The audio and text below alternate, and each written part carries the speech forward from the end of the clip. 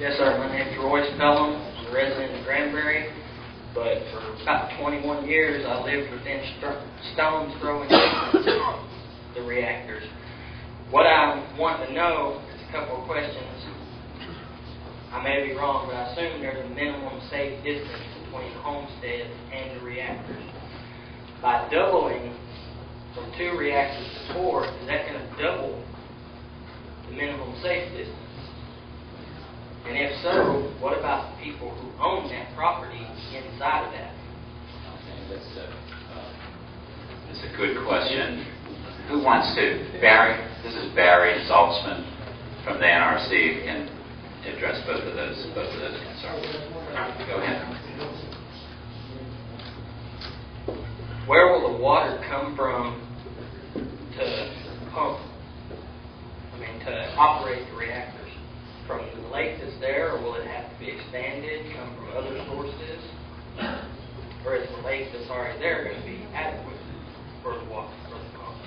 Okay. And that's, Baron, maybe if you want to address the water one too while you're up there, or if you want to go to Mike, I'll let you decide up there, but what you're going to hear too is that that's an extremely important issue. And until the NRC sees the actual license application, we're really not sure what's going to go on, but we can tell you how we do evaluate that, I think. And Barry, the first 2. And I'll try and address all those issues. First of all, there is an area around the facility. It's called the exclusionary boundary.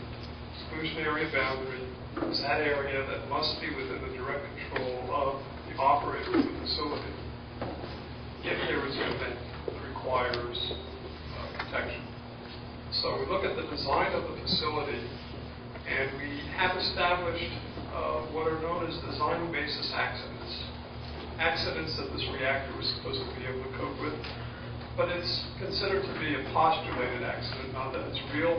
But we have to look at what protections are needed and how that plan is to perform under adverse conditions. And then we have to make sure that the public can be protected under those conditions. So there is an area around the facility, but if you look at each one of these reactors, they're not interconnected. They are individual reactors. They perform independent of each other. They happen to be co-located. So the accident analysis is performed for each unit. Depending upon where the footprint is for the 2 new units, they will have an exclusion area as well. The expectation is that the land area owned by the operators today of units 1 and 2 and Luminant will have sufficient area that doesn't require expanding beyond the current property. That's the first. So no one is going to have to move, is that?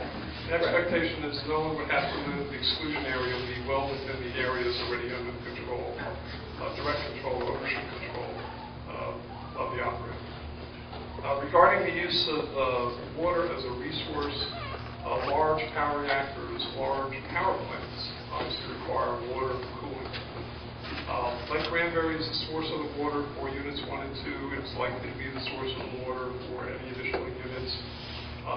There's a water balancing exercise that has to be considered. That's why we have hydrologists working on the project. They will look at it from the environmental side just to make sure that if there's competition for water use competition, that there is sufficient water available. Looking at the use of that water, some of the water will be returned back into the lake at a slightly higher temperature that it was taken out of the lake.